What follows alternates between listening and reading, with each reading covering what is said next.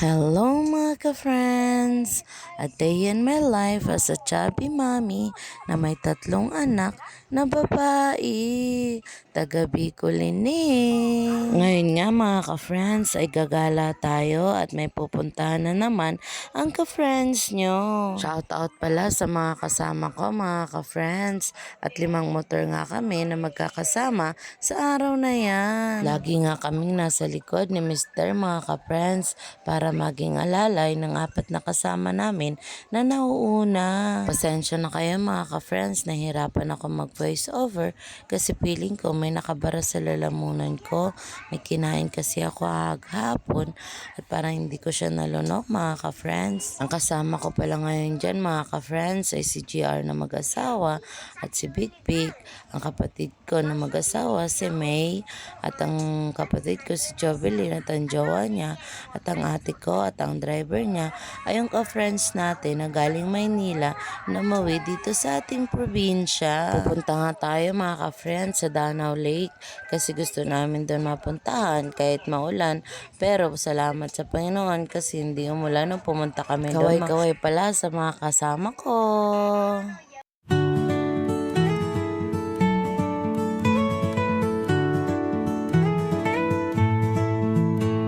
The sun is high, the sky is clear. We dance around without a care, splashing waves and sandy toes. Summer is here and anything goes. Ice cream trucks play their song. Kids are laughing all day long. Flip-flop trails and poolside fun. Summer is here for everyone. Chase the sun with all your might, running wild from day to night. Feel the warmth and hear the cheer. Summer is here. Summer is here.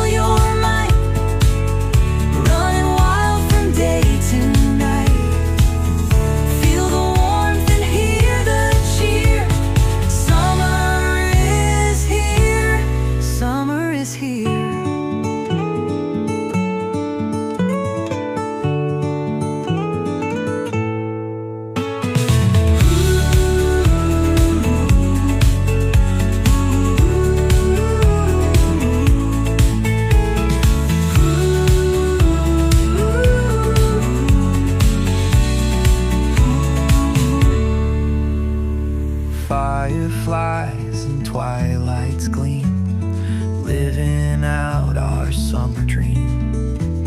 Bonfire tales and starry skies.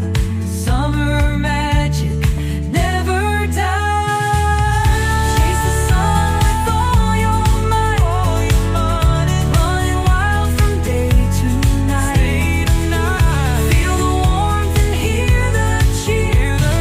Summer is here. Summer is here.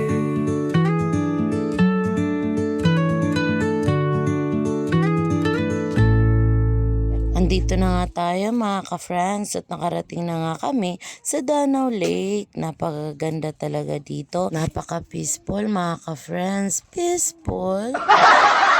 Pagdating nga namin mga ka-friends sa lugar ay nagkanya-kanya ng hawak ng cellphone mga ka-friends. At tingnan mo naman kung saan sila napupunta, makakuha lang ng video at makakuha lang ng mga picture. Ay sorry naman, nasingit ko talaga yung picture na to mga ka-friends. Ito yung kuha ko bago kami makarating sa Danau Lake mga ka-friends. Pagbigyan nyo na ako mga ka-friends. At ibang picture na ito mga ka-friends ay mga tumigil sila para maggasolina. Ang ka-friends nyo naman ay nahuhuli kaya kinukuhaan ko sila ng picture.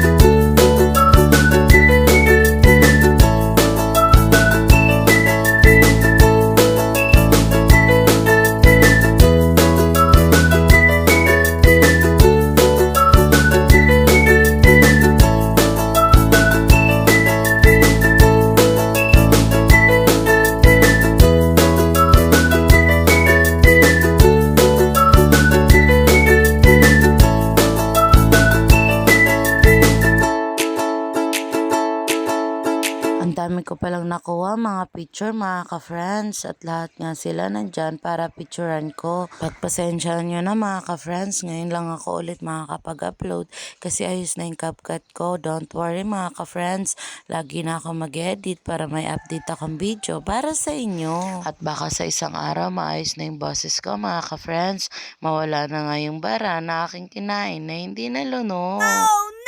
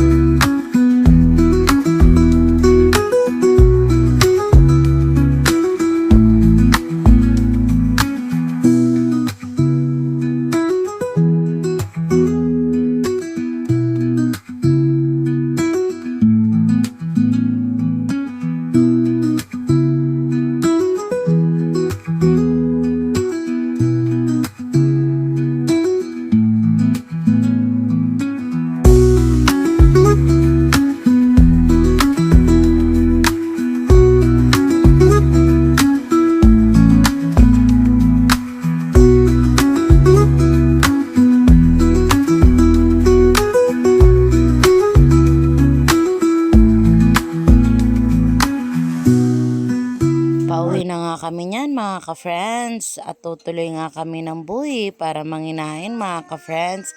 Paano ba naman ay may huli daw sa may naga kaya hindi muna kami tumuloy at umikot kami. Paano ba naman mga ka-friends, may helmet nga kami, may registry din ng motor pero walang lisensya ang mister ko. At ang iba namin kasama ay kompleto naman kaso wala rin namang helmet mga ka-friends. Kaya napag-isipan namin na tumigil muna kami sa buhi para manginain mga ka-friends. Manginain? Oh no!